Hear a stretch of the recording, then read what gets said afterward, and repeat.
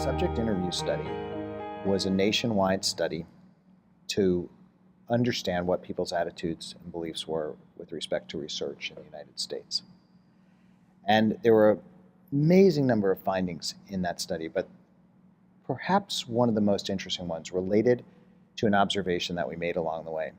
We were the Advisory Committee on Human Radiation Experiments, and yet researchers at Duke and Hopkins and other great institutions around the country were announcing cure for cancer.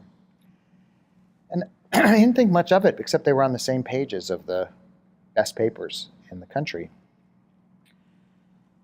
And I got to a university one day on a visit to meet with different groups around the country who were ordered by President Clinton to desist destruction of any Cold War radiation research records so that this investigation could take place.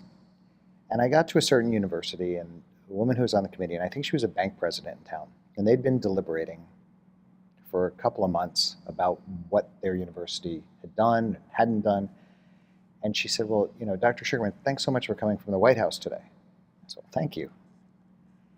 And she said, at the University of blank, we did research and no experiments.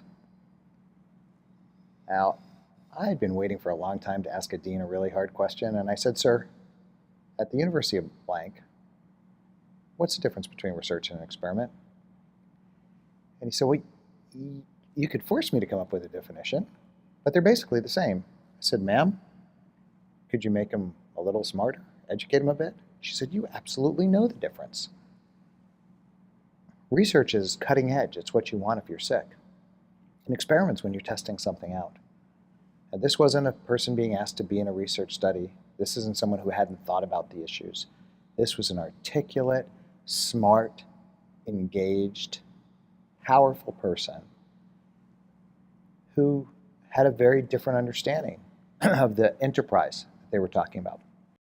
The important point is that people don't necessarily share the same denotative and connotative meanings of terms used to describe research.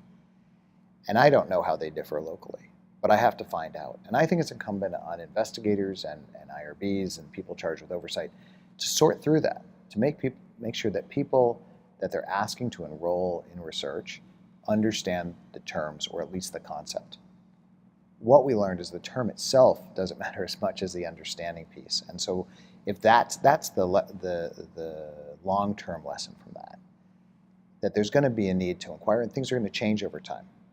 Those data are old. I don't know if they still apply, but I'd have to ask that question each time, or at periodic intervals to find out.